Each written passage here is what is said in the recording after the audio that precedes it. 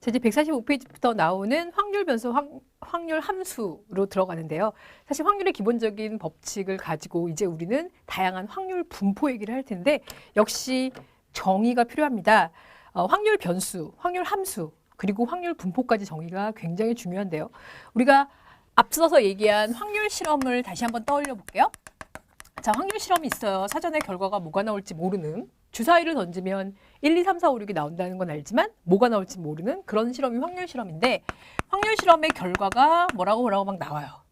그런데 이 결과를 이제 우리는 분석하기 위해서 결과를 수치화할 필요가 있어요. 물론 주사위를 던지면 1, 2, 3, 4, 5, 6 그 자체가 수치가 되죠. 그런데 때때로는 확률 실험의 결과가 수치가 아닌 경우도 있어요. 주사위를 던졌어요.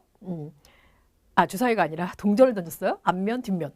뭐 공을 뽑아요. 흰 공, 검은 공. 이런 거는 수치가 아니잖아요. 그렇기 때문에 그런 것들을 수치로 바꿔줘야 됩니다. 자, 바로 그것이 확률 변수인데요. 정의 볼까요?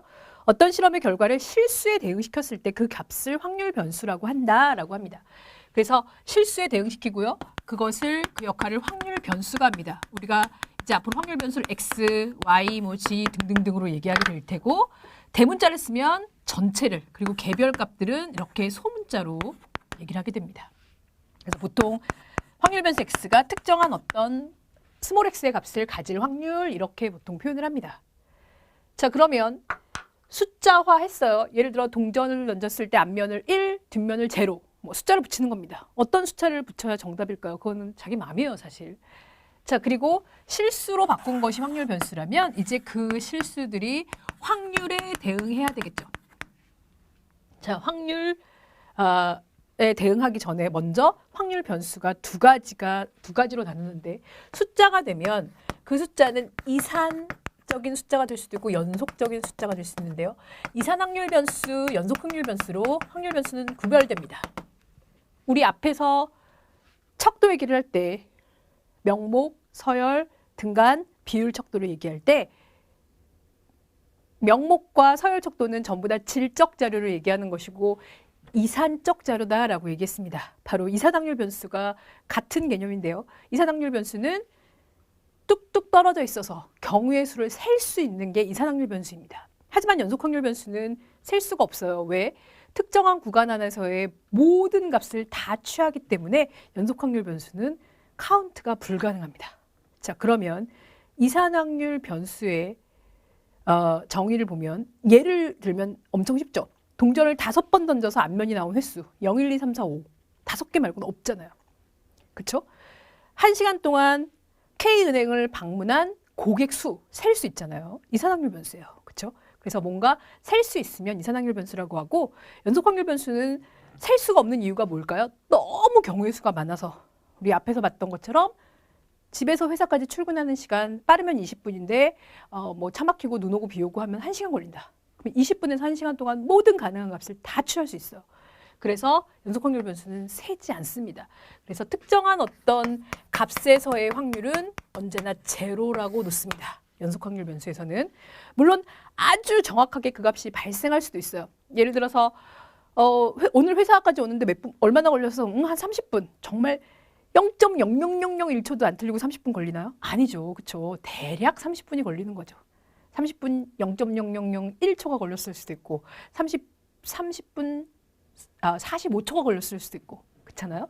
그래서 특정한 점에서의 확률은 제로라고 얘기하고요. 항상 구간의 확률을 구합니다. 연속확률 변수에서는요. 자, 연속확률 변수의 예가 146페이지에 나와요. 뭐 출근 시간, 뭐 직원의 신장, 키, 뭐 최소 150에서 최대 180. 진짜 키 크신 분들 많더라고요, 요즘. 그러면 그 안에는 모든 값을 다 취하죠. 뭐 자산 보유 현황 등등. 자, 이제 확률 함수 얘기를 합시다. 확률 함수란 확률 변수가 특정한 확률을 취할 수 있도록 확률에 대응시켜주는 규칙이나 방법 등이 바로 확률 함수입니다. 그래서 확률 변수가 주어지면 그 확률 변수의 확률이 무엇인가 하는 것이 확률 함수가 하는 일이에요. 자, 그런데 확률 함수는 일반적으로 우리가 연속 확률 변수인지 이산 확률 변수인지에 따라서 조금 구별이 틀리지만 개념은 같습니다. 그래서 이와 같이 셀 수 있는 특정한 어떤 한 값으로 가면 이산확률 변수가 되고요. 이산확률을 나타내는 이산확률 변수의 확률함수.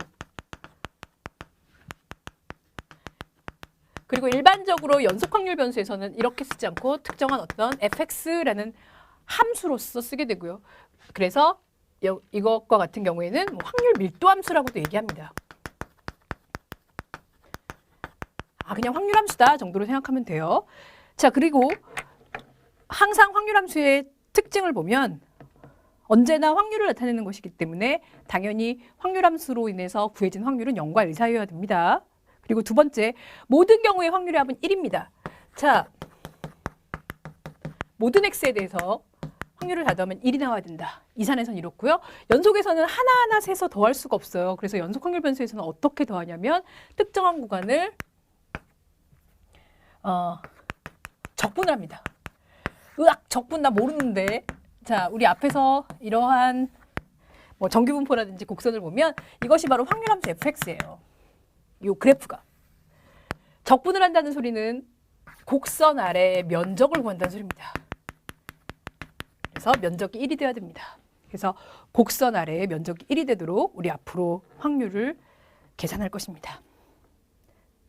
자, 확률함수와 함께 누적확률함수의 개념 기억해야 되는데요. 누적확률함수란 무엇이냐?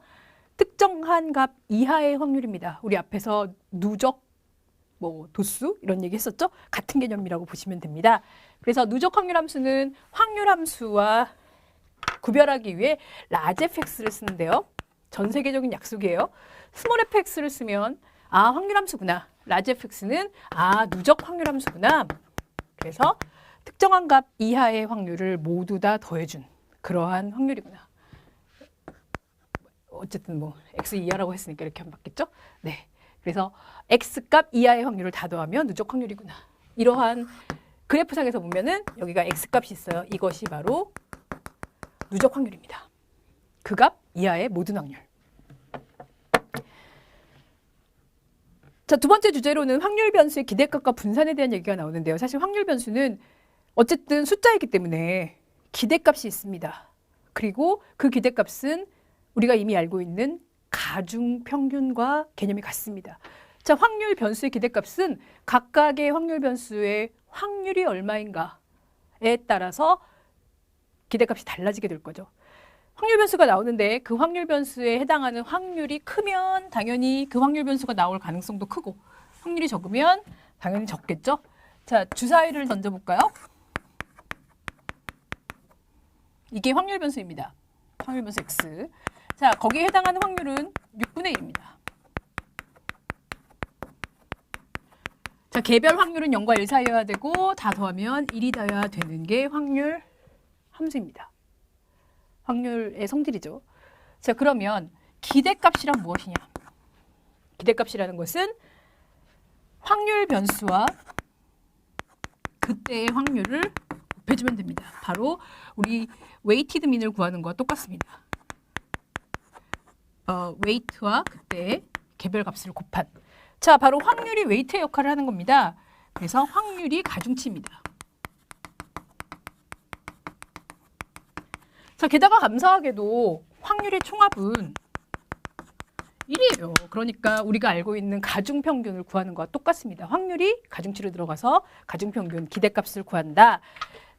도수분포표에서는 상대도수의 개념이 바로 확률이기 때문에 확률 가중치를 구하면 된다. 147페이지에 보면은 이산변수면 그때의 확률을 지금은 확률 함수를 fx로 표현했죠. 연속 확률 변수라면 시그마가 아니라 적분을 하는데 연속 확률 변수에서 기대값 적분해서 구할 일은 없어요. 어쨌든 나와 나의 확률을 곱해서 쫙 더한다로 기억하면 됩니다. 자, 이제 기대값의 특성 얘기가 나오는데요. 중요한 성질입니다. 기대값은 곧 평균입니다. 평균의 특성은 1차식이에요. 평균은. 다 더해서 전체의 수로 나누든 지금 확률 가중치를 구하든 어쨌든 중요한 것은 1차식으로 만들어지는 게 기대값입니다. 그래서 우리가 일반적으로 1차식의 변환을 선형 변환이라고 하는데 선형 변환을 할 때 기대값은 그대로 선형적으로 변하면 됩니다. 자, A, B가 상수고 X, Y는 확률 변수라고 봅시다. 그러면 지금 나오는 것처럼 모두 다 값이 A예요. 11111 이렇다면 당연히 기대값은 A겠죠. 자, AX 플러스 B로 해볼까요? 그대로 1차식이기 때문에 이렇게 된다는 것입니다. 확률 변수의 기대값은 expected value라는 개념으로 2의 x라고 쓰는데 사실은 평균의 개념이라고 보면 돼요. 그래서 평균에서도 당연히 똑같은 성질이 성립됩니다. 자, 또 하나. 이번에는 확률 변수가 두 개인 경우로 생각해 볼까요? 그냥 이쁘게 찢어주면 됩니다. 더하면 더하는 대로, 곱하면 곱하는 대로 비례해서 선형적으로 변환하는 게 바로 평균입니다. 그래서 그러한 식들이 지금 기대값의 특성으로 나와 있어요. 자, 이제 확률 변수도 평균이 있으면 당연히 늘 손잡고 누가 같이 나와야 되냐면 분산이 같이 나와야 됩니다. 분산이 나오고 난다면 표준 편차는 루트를 씌워주면 만들 수 있죠. 자, 분산을 도출해 봅시다. 분산은 확률 변수의 산포도를 측정하는 도구다. 뭐 당연히 우리가 알고 있는 겁니다. 우리가 알고 있는 분산의 개념이고요. 자, 확률 변수를 특별히 기대값을 EX라고 얘기해서 분산도 확률 변수의 분산, 베리언스 X 또는 VX, 뭐 시그마 제곱 분산이니까 다 써도 좋습니다. 어쨌든 베리언스 X나 VX를 많이 쓴다는 거 기억하시면 되고요. 어쨌든 분산을 도출할 때 보면 분산은 앞에서 우리가 분산의 식, 모분산의 개념과 같은 것이라고 보면 돼요. 자, 모분산에서는 X, 개별 X를 마이너스 모평균을 했는데 여기서는 뭐 기대값으로 해도 좋고요. 뭐 평균으로 해도 좋아요.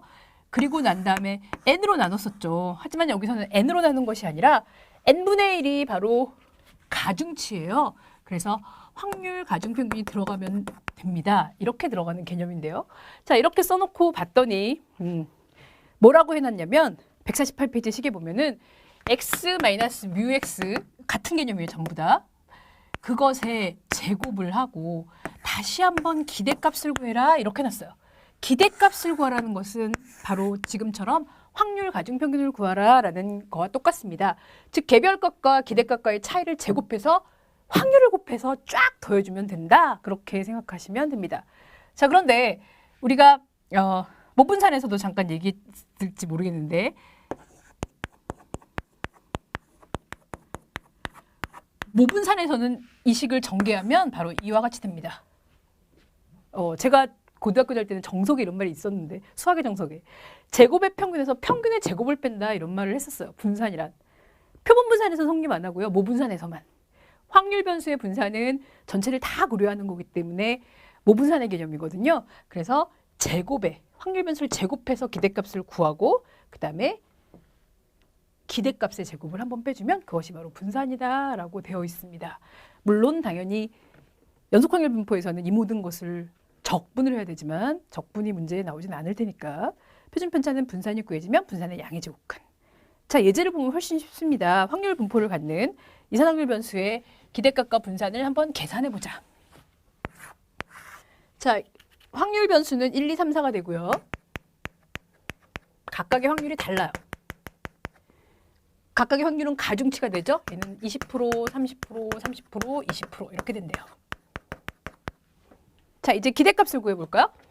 기대값은 나와 나의 가중치. 되게 쉽죠? 나와 나의 확률. 기대값이에요. 자, 가중평균과 똑같은 개념이고 기대값을 구했더니 2.5가 나온다고 합니다. 자, 이제 베리언스, 분산을 구해볼게요. 분산은 평균과 얼마나 떨어져 있나? 첫 번째 방법은 개별값과 평균 2.5죠? 2.5의 편차를 제곱하고 가중치. 어렵지 않죠? 개별값과 평균과의 편차를 제곱하고 가중치 0.3. 그다음에 세 번째 0.3의 가중치, 마지막 4에도 2.5의 기대값과 0.2의 가중치. 이렇게 구해도 좋아요. 자, 그런데 또 하나 방법이 있어요. 분산은 제곱의 평균에서. 제곱의 평균이라는 건 무엇이냐면 개별 확률 변수를 제곱하는 거예요. 그래서 1의 제곱, 제곱의 평균이니까 확률 가중 평균 0.2, 2의 제곱 0.3, 3의 제곱 0.3, 4의 제곱 0.2. 여기서 끝나지 말고 기대값의 제곱을 한번 빼라. 이것도 쉽지 않나요? 자, 이제 분산의 특징을 봅시다. 분산의 특징을 보면 분산은 편차의 제곱이기 때문에 그 숫자 자체를 해석하는 건 아니라고 했어요. 그러나 어쨌든 분산은 제곱의 식이기 때문에 아까처럼 A, B 상수고 XY가 그 확률 변수라고 할 때 분산을 보세요. 평균은 더하면 더한 대로 곱하면 곱한 대로 비례로 나갔는데 분산은 제곱의 식이라서 분산 밖으로 나가려면 제곱을 달고 나와야 돼요. 자, 이렇게 되네요. 플러스 B는 어디 갔어요? 자, 생각을 해보세요. 분산은 평균도 B만큼 증가하고 개별값도 B만큼 공통적으로 증가하면 우리는 편차를 구하는 거기 때문에 이 B는 사라져버려요. 그러니까 전혀 영향을 못 미치죠. 그래서 이와 같이 확률 변수에 직접적인 곱해지는 것이 아니라 따로 지 혼자 상수가 더해지는 것은 분산의 변화에 전혀 영향을 못 미친다. 그래서 A제곱 베리언스 X가 되고요. 자, 또한 분산의 X 플러스 마이너스 Y를 보죠. 자, 이 식을 봤더니 베리언스 X 플러스 베리언스 Y 플러스 마이너스 2배의 코베리언스 XY 이렇게 쓰여져 있어요. 그죠? 심지어 여기에 A, B가 들어가면 A제곱, B제곱, 2배 A, B 이렇게 되네요. 자, 이것은 마치 우리 고등학교 때 완전 제곱식 한 거 기억나시는지 모르겠어요. X제곱 플러스 Y제곱 플러스 마이너스 2배의 XY 이렇게 쓰죠. 똑같은 개념이에요. 베리언스 X 플러스 베리언스 Y 요게 플러스 마이너스 부호는 여기서 플러스 마이너스 2배의 XY의 개념이 코베리언스 XY라는 게 있습니다. A인 코베리언스 XY가 뭐지? 바로 그 뒤에 공분산이라고 바로 나오죠. 자, 일단 분산은 XY가 독립일 때와 독립이 아닐 때의 식이 달라지는데 일단 기본적으로는 이렇게 기억을 해 주시고요. XY가 독립일 때는 이 부분이 없어지는데 그 이유는 코베리언스가 제로가 되기 때문입니다. 자, 코베리언스 149페이지에 공분산 해서 나오죠. 공분산은 무엇인가요? 두 확률 변수 XY 사이의 선형 관계가 어떤 방향으로 이루어지는지를 표현하는 수치다라고 얘기를 합니다. 자, 공분산은 드디어 X 하나가 아니라 확률 변수가 두 개가 서로 맞물려서 무슨 관계에 있는지를 보는 건데요. 코베리언스라고 표현하고요. 코베리언스의 식을 봤더니 X는 자신의 기대값과 Y도 자신의 기대값과 이 두 개의 곱에 다시 한번 기대값 이렇게 되어 있어요. 그렇죠? 자, 계산을 해봤더니 XY의 기대값에서 XY 곱의 기대값에서 각각의 기대값의 곱을 빼주면 또 된대요. 자, 코베리언스를 계산해라 라는 문제 나오더라고요. 가끔. 자, 그런데 코베리언스는 사실은 계산보다는 사실은 해석이 더 중요한데 코베리언스가 XY가 되어서 그렇지 코베리언스 XX 해보세요. 나와 나 자신의 공분산 그러면은 X-2X의 제곱 이렇게 됩니다. 그쵸? X-2X, X-2X가 되니까 얘는 베리언스 X구나. 그러니까 분산의 개념이에요. 근데 다만 하나의 단일 변수가 아니라 X랑 Y랑 두 개의 변수 간의 관계를 표현하는 것이고요. 코베리언스의 의미는 무엇이냐면 두 변수의 선형 관계를 보는 거래요. 자, X와 Y가 이런 관계에 있어요. X가 증가하고 Y가 증가하면 코베리언스 XY는 0보다 크게 됩니다. 그 이유는 사실 여기가 X의 기대값이고 여기가 Y의 평균 기대값이라고 보면 지금 이 상황에서 이 식을 보세요. X-2X, Y-2Y 전부 다 기대값보다 크기 때문에 곱하면 양수되죠? 여긴 둘 다 기대값보다 작기 때문에 곱하면 음수를 곱하니까 양수가 돼요. 자, 그리고 X가 증가할 때 Y가 반대로 감소하면 코베리언스는 음수가 되는데요. 그 이유는 점들이 이렇게 되기 때문이에요. 자, 여기 있는 점들은 X는 작은데 자신의 기대값보다 Y는 자신의 기대값보다 크죠. Y가 큰 거. 그쵸? 여기 있는 점들은 X는 큰데 Y는 작아요. 그러니까 어쨌든 곱하면 얘는 곱하라 그랬잖아요. 곱하면 코베리언스는 음수가 되는 거예요.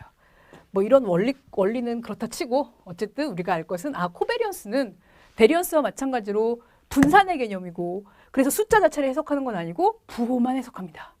자, 그런데 x가 증가할 때 y는 증가도 감소도 아니에요. 그렇다면 코베리언스 xy는 0이 돼요. 우리 앞에서 본 것처럼 왜 지웠을까요? 점이 막 이렇게 된다는 거죠. 그럼 플러스 마이너스가 막 상쇄돼서 코베리언스는 0이 됩니다. 자, 그런데 문제는 이러한 모양. 예를 들어 이거 2차 함수잖아요. 아무런 관계가 없는 건 아니거든요. 그래서 x와 y가 독립이면 아무 관계가 없기 때문에 코베리언스 xy가 0인 거 맞아요. 하지만 반대는 성립 안 합니다. 공분산이 0이라는 것은 선형 관계만 없다는 소리예요. 같이 증가하거나 반대로 움직이거나 이 관계만 없을 뿐이지 다른 관계는 있을 수도 있기 때문에 공분산이 0일 때 xy가 독립이라고 생각하면 안 돼요. 다만 반대로 xy가 독립이면 아무 관계가 없는 거니까 그럴 때는 공분산이 0이 맞아요. 자, 이제 공분산의 문제는 무엇이냐면 분산도 마찬가지로 표준 편차로 바꾸듯이 공분산도 그 수치 자체를 해석할 수는 없어요. 그래서 공분산도 다시 해석할 수 있는 수치로 바꿔줘야 되는데요. 그것이 바로 상관계수입니다. 상관계수는 공분산을 각각의 표준 편차로 나눠준 식입니다. 그래서 상관계수는 로우라고 주로 쓰고요. 코베리언스 XY를 각각의 표준 편차의 곱으로 나눠준 게 상관계수입니다. 자, 상관계수는 두 변수의 역시 선형관계, 방향성뿐만 아니라 이번에는 그 강도까지 나타낼 수 있어요. 강도라는 것은 얼마나 선형관계가 끈끈하냐라는 것을 표현하는 수치고요. 우리가 뒤에서 상관분석 얘기하는데 지금 low라고 쓰여 있는 이 상관계수는 어쨌든 전체 모집단의 상관계수라고 보면 되는데요. 언제나 상관계수는 마이너스 1과 1 사이의 값을 갖습니다. 그래서 플러스 마이너스 1에 가까워지면 가까워질수록 더 선형관계, 상관관계, 선형관계는 같은 표현이에요. 더 끈적끈적하다라고 할 수 있습니다. 만약에 x와 y가 완벽하게 선모양이 됐다. 그럼 로우는 1이 되고요. 완벽하게 선형관계인데 부호가 반대다. 마이너스 1이 됩니다. 그래서 플러스 마이너스 1에 가까워지면 가까워질수록 그 선형의 강도도 아주 크게 됩니다. 지금 150페이지에 나와 있듯이 0과 1 사이라면 플러스 선형관계, 음수라면 마이너스 선형관계고 제로라면 선형관계 없음. 독립이란 뜻 아닙니다. 상관계수의 해석. 상관관계와 선형관계 똑같은 개념이고요. 자, 이제 우리는 이러한 기본적인 확률변수 기대값과 분산 얘기가 나온 다음에 확률 분포로 가야 됩니다. 자, 앞에서 확률 변수가 정의되면 그 확률 변수는 확률에 대응됐습니다. 자, 그렇다면 그때 확률 변수와 각각의 확률은 무엇인가라는 것을 보여주는 게 확률 분포입니다. 확률이 어떻게 분포하는가.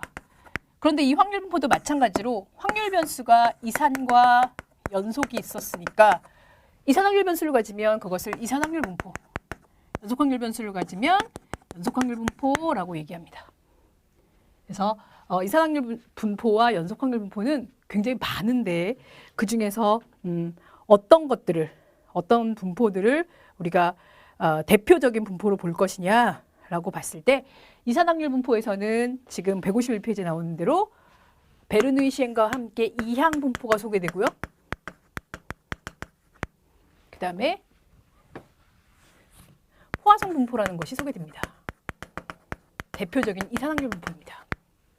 자, 연속 확률 분포에서는 이미 알고 있는 분포 있어요. 여러분들이 알고 있는 거. 근데 왜 이번에 쓰지? 정규 분포. 자, 그런데 연속 확률 분포에서는 아주 간단한 균등 분포도 소개됩니다. 물론 정규 분포는 표준 정규 분포로 바꿔서 이제 문제를 풀어야 되겠죠. 대표적인 분포들입니다. 이들만 있다는 게 아니에요. 그렇죠? 자, 151페이지로 가보죠. 이산 확률 분포는 특정한 한 값의 확률을 계산할 수 있는 분포인데 맨 처음에 이제 이항 분포가 나옵니다. 자, 이항 분포는 어떠한 상황에서 얘는 이항 분포가 되겠구나라는 감을 깨달으면 돼요. 자, 어떤 상황이냐면 베르누이 시행을 하는 상황이래요. 베르누이 시행이 뭐지?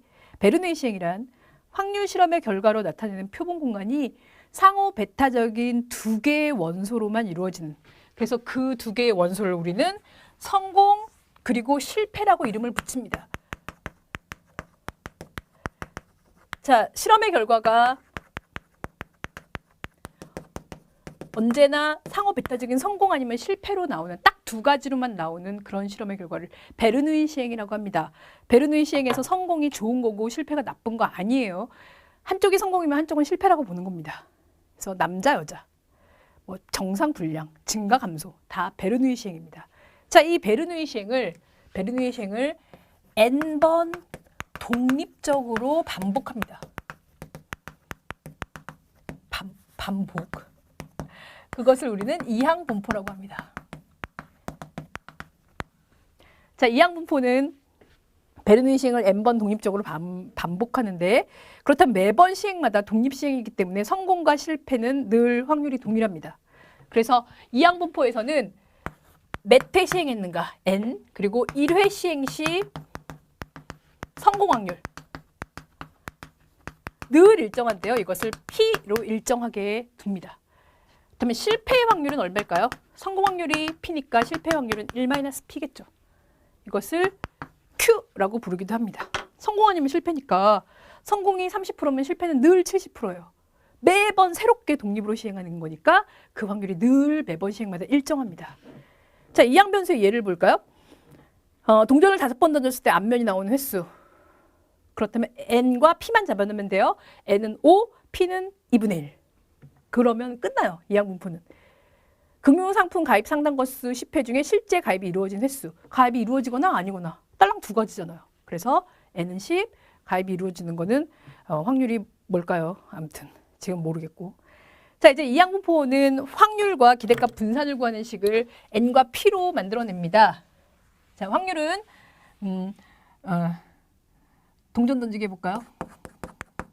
성공이 뭐 예를 들어서 3번 있다. 5번 했을 때 이렇게 되거나 이렇게 되거나 뭐 많죠 되게. 근데 각각은 전부 다 독립시행이기 때문에 성공의 확률 x번 3번, 실패의 확률 n-x번이 늘 이 확률을 나타내는 겁니다. 우리 독립시행에서의 확률은 곱하면 된다 그랬잖아요. 자, 그런데 경우의 수가 되게 많아요. 되게 경우의 수가 여러 개죠. 그래서 앞에 컨비네이션 5번 시행했을 때 성공 x번 할까요? 이렇게 확률 함수가 주어집니다. 자, 컨비네이션 n으로 할게요. 일반적으로. 컨비네이션이라는 것은 우리 순열이라고 얘기하죠. 순열. 그리고 조합이라는 표현이 있습니다. 순열은 n개에서 x개를 뽑아서 순서를 세우는 거고요. 조합은 그냥 뽑아놓는 겁니다. 5개에서 3개, 5개에서 3개 그냥 뽑아놓는 겁니다. 그렇죠? 얘 순서가 바뀌면 다른 거 아닌가요? 다른 거 아닌가요? 아니요. 얘는 1, 2, 3, 4, 5 중에 동그라미가 들어갈 자릿수 3개를 그냥 뽑아놓는 겁니다. 1, 2, 3을 뽑든 3, 2, 1을 뽑든 같은 경우잖아요. 그럼 조합입니다. 그래서 조합의 식이 앞에 들어가는 것이 이항 분포의 확률이고요. 사실 컨비네이션 nx는